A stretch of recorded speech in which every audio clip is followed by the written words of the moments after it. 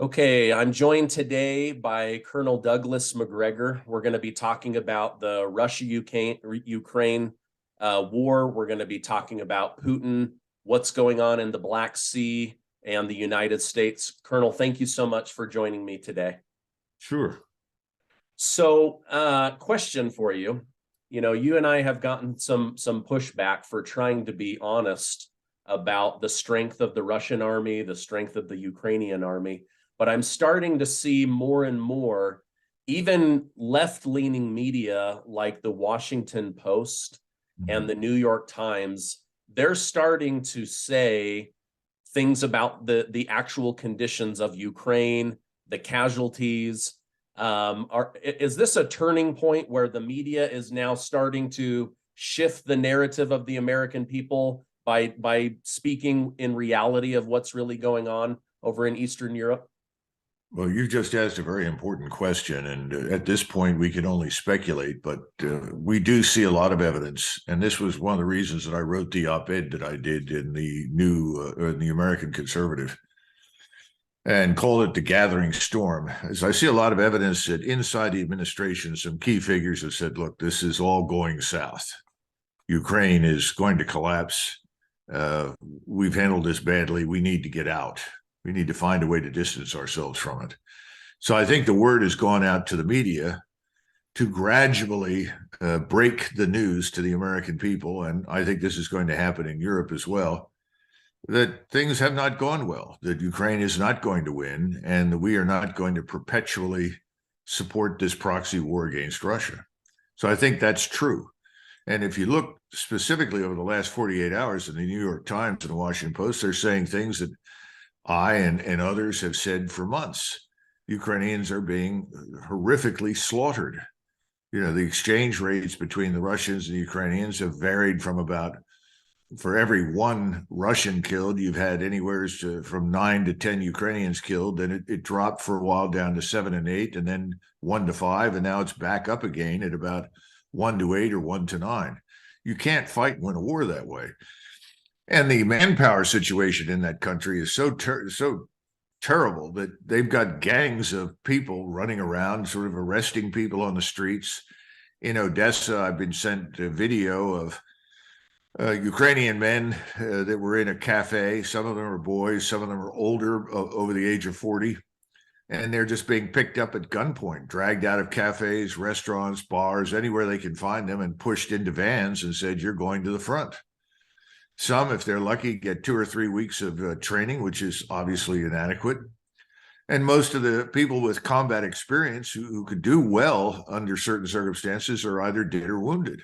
So this is a losing proposition, and Zelensky is just herding people into Russian gunfire. It's very similar to the situation on the Eastern Front between the Russians and the Germans. This is what Stalin did. He herded millions of his countrymen into German gunfire to overwhelm them. It was terrible, and we now know that perhaps between 37 and 42 million Soviet citizens were killed during the Second World War. That, when you compare that with 3 million Germans on the Eastern Front, it's pretty horrific. Well, the difference today is that Zelensky, though he may like to be Stalin, isn't. He doesn't have this enormous manpower pool. He doesn't have the NKVD. He does have a secret police organization, which goes around, intimidates, bullies, threatens, imprisons, and shoots some people, but not on the scale of the NKVD. He just doesn't have those kinds of institutions at his disposal. So I think the truth is coming out. Now, the other thing that's happening, and this is worthy of some discussion, I think, today, is the financial crisis in the United States. It's not just financial, it's also economic. And I think they're beginning to figure out that this is not going to end in a couple of months, that this is not just a blip on the screen or something. This is very serious. So behind the scenes, there are some sober-minded individuals saying, look, we've got to turn the page on the Ukraine conflict, and we've got to begin to think about how we're going to get out of the current financial mess. Yeah, okay.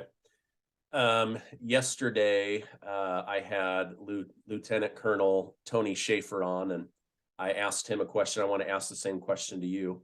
You know, we had a situation where a Russian fighter jet was given permission from high up to basically mess with a Reaper drone that went down. And now it looks like the United States has no intention of recovering that, but Russia has decided that they're going to recover that. Can you tell us a little bit about why you think Russia went after that? And then after that, we have Senator Lindsey Graham of the Republican Party in South Carolina saying it's now time for the U.S. military to start shooting down Russian warplanes over international water. What are your two thoughts on that? Let's start with the first question. And again, I have to provide you what I have been told by my friends who are on the inside of the Department of Defense. First of all, every nation has what we call the Air Defense Identification Zone, an ADIZ. Ours reaches out hundreds of miles into the Pacific, surrounds Alaska. Everybody's got one. Some are larger than others. The Russians have an ADIZ, an Air Defense Identification Zone, reaches out into the Black Sea. Now, when you move into the ADIZ, you're obligated to inform the host country that you're there. Simply come up and say, this is so-and-so, I'm here, and this is what I'm doing. Obviously, we didn't do that. Secondly, and by the way, that's what happened with the Global Hawk that we were flying through the Persian Gulf. We were right on the edge of the Air Defense Identification Zone, and it was a military reconnaissance aircraft. And under international law, since that aircraft did not identify itself, you could legally shoot it down, and that's what the Iranians did. They were actually within the limits of international law. Now, we did something else, though, that's very important. We turned off the transponder on this aircraft. In the Black Sea? Yeah, Okay. on the MQ-29. We turned it off. I don't know at what altitude it was, whether it was at 10,000 or 5,000 feet, I have no idea. But if you turn off the transponder and you fly into the Air Defense Identification Zone, the assumption is your intentions are not friendly, that this is a hostile intervention in the air. And this was a reconnaissance platform. It flew very close to Crimea, where there are Russian military installations. It was obviously trying to collect data that could be converted to targeting data for Russian facilities in Crimea. So bottom line is they were within their rights to shoot it down. And I think that's one of the reasons that we've soft pedaled this. We don't have a leg to stand on unless we want to risk war with Russia. Now, how it was removed or defeated, I've heard all sorts of discussions. They released fuel on it. The fuel went into the intakes. The aircraft crashed. Okay, I don't know. Doesn't matter how they did it. But the reasons were, as I stated. Now, as far as the expressions of great courage by Senator Lindsey Graham, the combat veteran attorney at law in the Staff Judge Advocates Corps, you know, I'm kind of tired of him. And I think most Americans are beginning to sober up and figure out that this man is, quote unquote, not channeling Ronald Reagan as he claimed when he said, well, if Reagan were president, he'd shut it down. First of all, that's nonsense. Reagan and his administration, they were not incautious people. They moved very deliberately, and they were very cautious vis-a-vis the Soviet Union. Secondly, I think he's channeling the Three Stooges, because what he's suggesting is that we should then challenge the Russian military establishment and its control of the airspace over the Black Sea. That would be like flying into the Caribbean, just off the coast of Florida, and telling the Americans, if you try to interfere with me, well, then we're going to shoot you down. It's absurd. It's nonsensical. It's a disaster waiting to happen.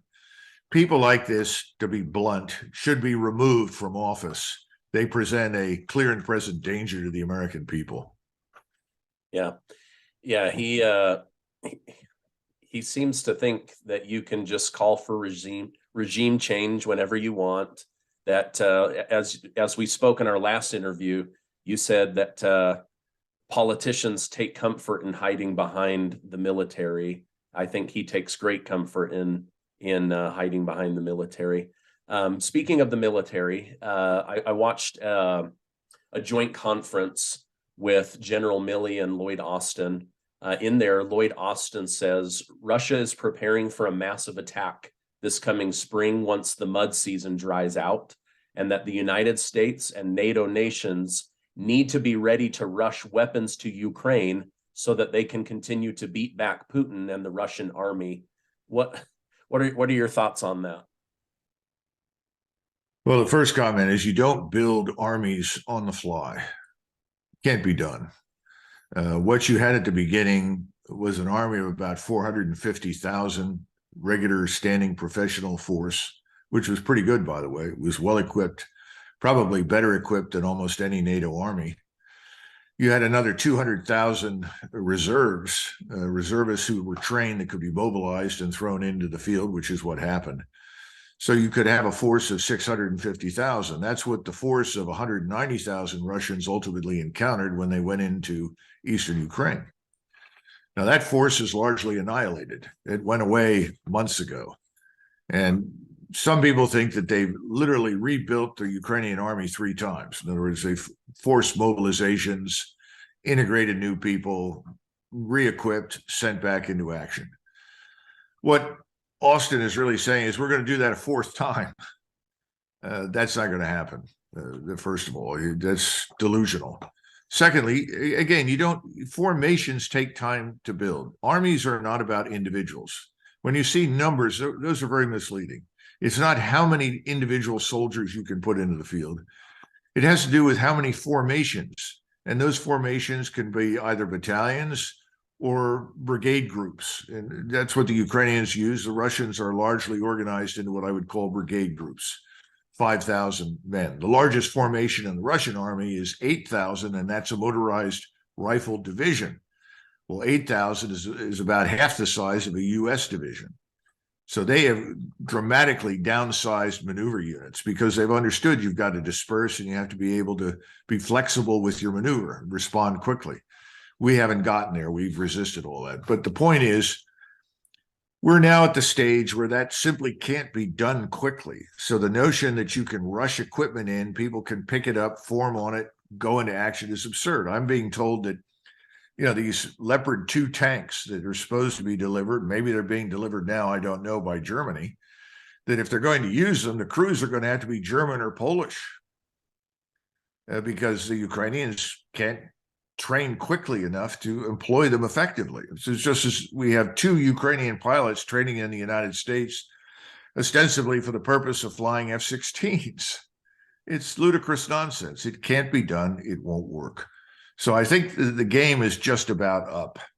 And whatever Austin says is designed to put a happy face on the dead rat. And I think last night, Tucker Carlson made the point that looking into Milley's face, he saw a great deal of fear. And I think that's probably true because I know that behind the scenes, at least on one occasion, maybe more, Milley actually told the truth and made it clear that this is back in December. Ukrainians have done just about as much as they can do. We ought to negotiate. And of course, he was slammed for that. And he got, quote unquote, back on the team. And he's been lying prolifically ever since. But the lies are wearing thin now. Yeah. Okay.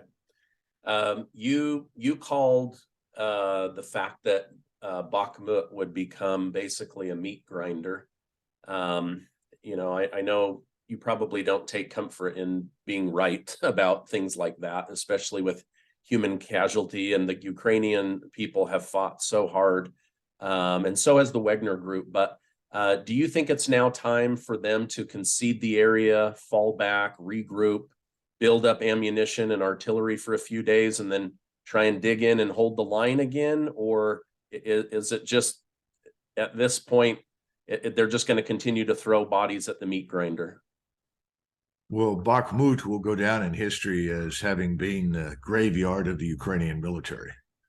That's how terrible it's been. The losses are frightening. The Ukrainians will insist, well, we've killed some Russians. Yes, that's when the exchange rate changed from 1 to 8 or 9 down to 1 to 5.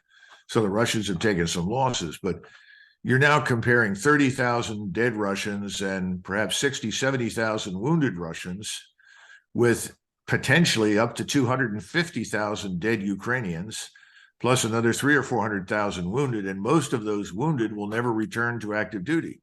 They were so severely wounded that they can't fight again.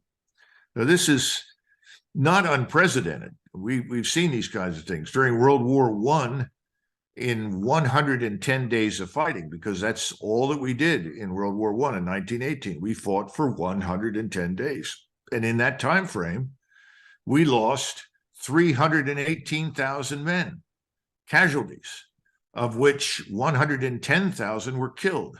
That means that in roughly every battle, we lost 1,000 dead.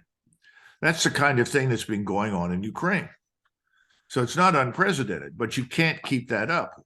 We came into World War I at the end of the war. The French, the British, the Russians had lost millions of people. And Germany was ultimately overwhelmed simply by numbers and materiel, and thanks to the Royal Navy, starvation. This is a different situation right now. Ukraine has never had those numbers at all. And they are now really on their last legs. There's no question about it. We keep pushing them to stay in the fight. Now, we have advised them on occasion to pull back, regroup, a new defensive line, build up your reserves.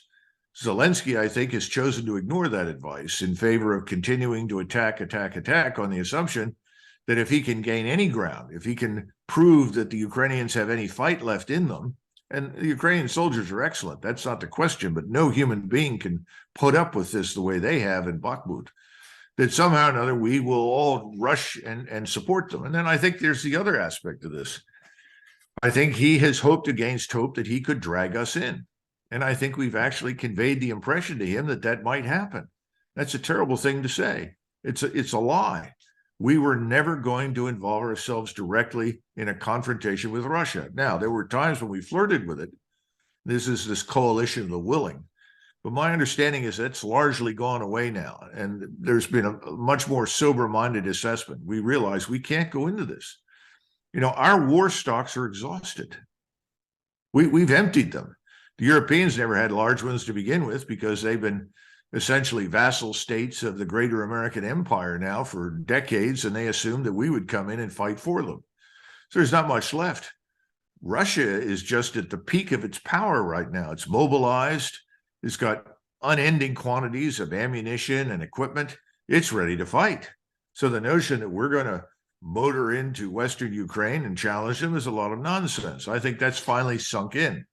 That's why I think there's a movement now to try and figure out how do we disengage without looking ridiculous. That's going to be pretty tough because we lied to the Ukrainians. We've lied to our own population. We've lied to the Europeans, conveyed the impression that we could do something we can't. The Russians have not said a great deal, but they've done a lot. And a lot of us thought that they would attack in January. But the problem was they never got the ground freeze that they needed to support their maneuver. And again, people have to understand in that part of eastern Ukraine, the Black Earth, which is some of the most fertile ground in the world.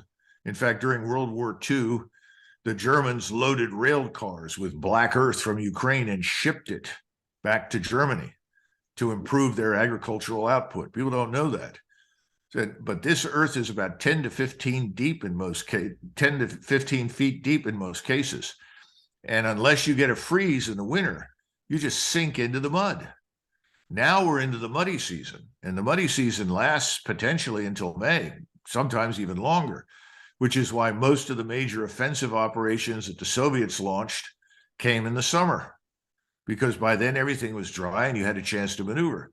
For that matter, the same thing was true for the Germans. So the bottom line is that this thing is over, except for the announcement of reality that this cannot go on.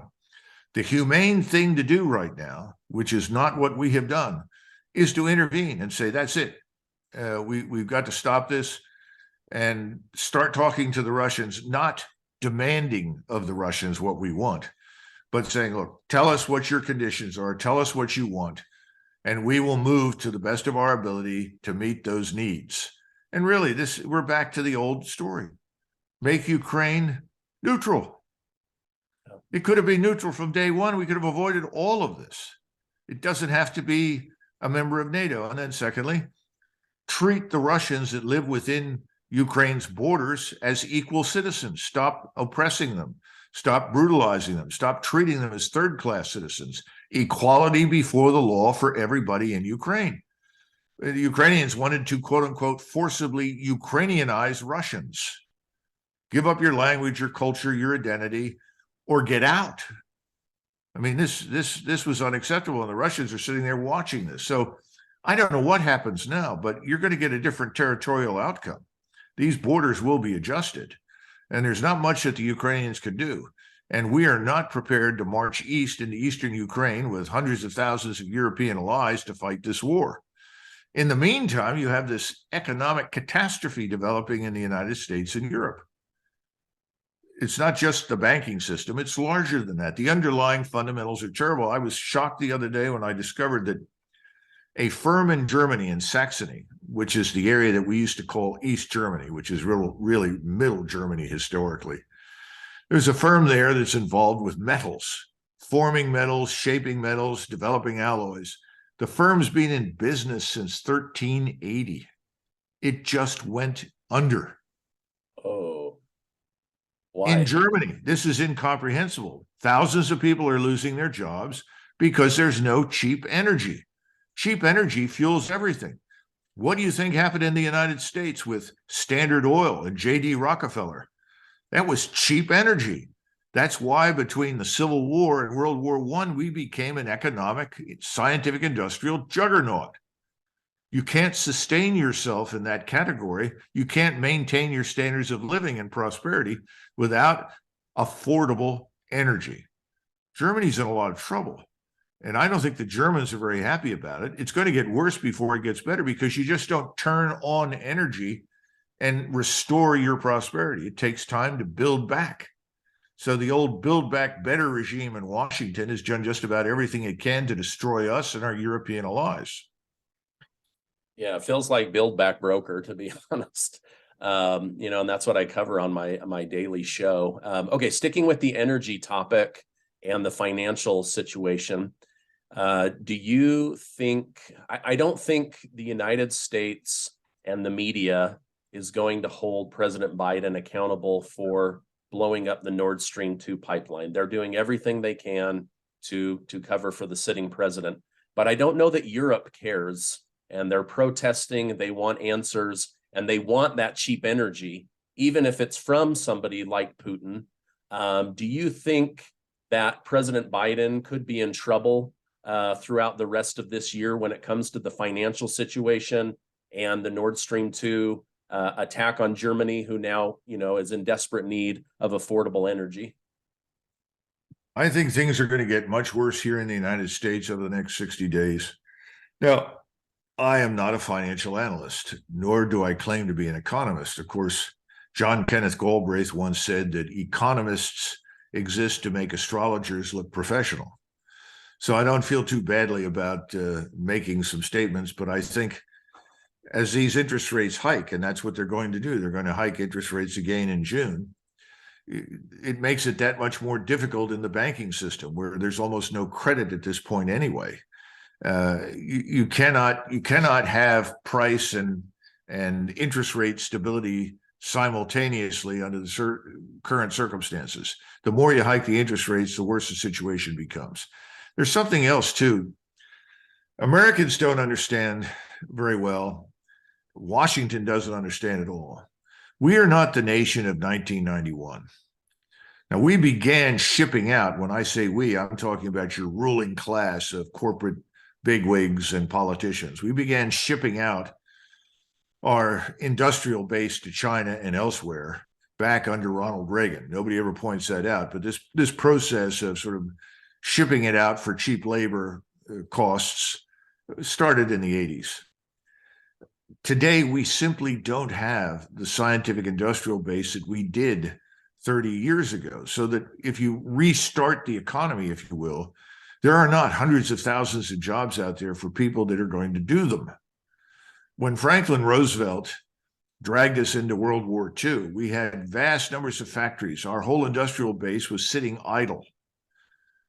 But when we started the war, suddenly millions of people showed up and we went back to work because we had an industrial base. We don't have one now. That's a huge problem. This is what Donald Trump was talking about. He was trying to repatriate industries. He was trying to restart industry by focusing on what I would call high-end manufacturing. In other words, not low-end stuff, high-end stuff. He was trying to reinvigorate agriculture, reinvigorate the energy production systems.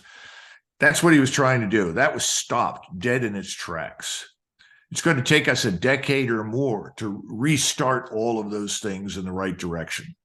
That's the problem. You have a similar problem now in a place like Germany, because Germany's really the industrial engine of Europe. There's nobody else in Europe compared with Germany in terms of its productivity and its scientific industrial capacity.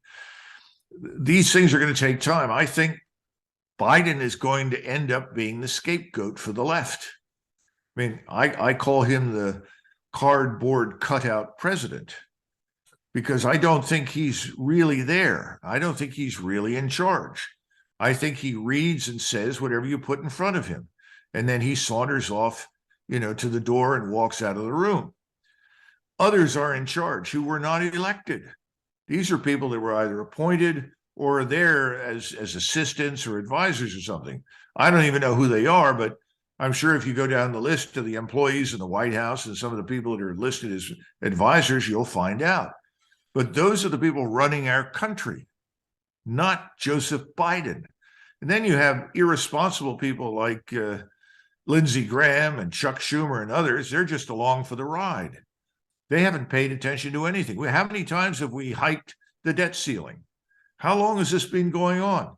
Well, it's a party. Why stop now? Open up another case of champagne. That's what's been going on for decades. It's all about to stop. So if you're on the left and you look at this catastrophe approaching, Russia wins in Ukraine unambiguously. The whole thing is a catastrophe. The Ukrainian nation is killed, literally destroyed. Millions have left the country. They're never going back. It's awful. I don't even want to begin to talk about the terrible ramifications for Ukrainians because people mistake something. They say, well, you're a Putin agent because, no, I'm not a Putin agent. I'm not necessarily pro-Russian. I'm not necessarily pro-Ukrainian. In fact, I like them both from personal experience growing up, especially with Ukrainians. It has nothing to do with it. This war should not have happened. We could have stopped it in its tracks in the first week. We could have prevented it from ever happening if we had simply listened to Moscow and what they wanted, which was no NATO nation on their borders. Specifically, they didn't want a NATO army and they didn't want U.S. missiles sitting in eastern Ukraine aimed at their cities and their nuclear deterrent. All of this was avoidable. So we brought all of this on. We forced this to happen. So what do? You look at Biden, you say, well, it's his fault. He becomes the scapegoat for everything. And he's resigning. And we have a wonderful opportunity. We'll have the first non-white woman as president of the United States. Isn't that wonderful? Really? Well, we'll see what happens with that. I mean, we're in new territory now. This is a world we've never seen before. We're watching this entire structure of power that has been built up over decades fall apart. We could have managed all of this differently. We put everything at risk. We're going to watch NATO sort of gradually die alone in the corner. Henry James said, sacred cows are never slain. They simply vanish. Our sacred cows are going to vanish. No one's going to stand up and say, oh, well, today we bury NATO. Today we bury this or that, the next thing. No, it'll just drift away. And we're going to drift away out of Europe, out of Ukraine. We're going to drift away from lots of places because we're bankrupt. That's the sad truth. And no one should be surprised. And I think when the Americans wake up some morning over the next 90 days, they're going to be furious. And I think the first step will be, well, we'll blame it on Joe Biden. He's the scapegoat. Then it's the Wild West. Wow, thank you. This has been very, very insightful. And I believe the viewers will really enjoy this. One last question, then I'll let you go. I appreciate your time. You mentioned that the humane thing would be for the United States to step in and say, this war is over, let's be done. Don't you feel like China is trying to fill that vacuum where they're now saying, oh, Saudi Arabia and Iran, there's a lot of money to be made. Let's broker peace. Russia, Ukraine, hey, the United States is not going to step in. We are going to step in and broker peace. Is this one more way for China to try to eclipse the United States on the world stage? Well, first of all, I do not subscribe to the view that China wants to eclipse us. They know they can't. They have serious problems internally as well. The biggest problem China has always faced throughout most of its history is it's too big to do much more than it's already done. They have 1.4 billion people. Every day Xi wakes up and is trying to figure out, how do I hold this place together? How do I stop it from falling apart? I'm serious. China is not some sort of martial state that wants desperately to go to war anywhere. On the contrary, they fear it. They don't want it.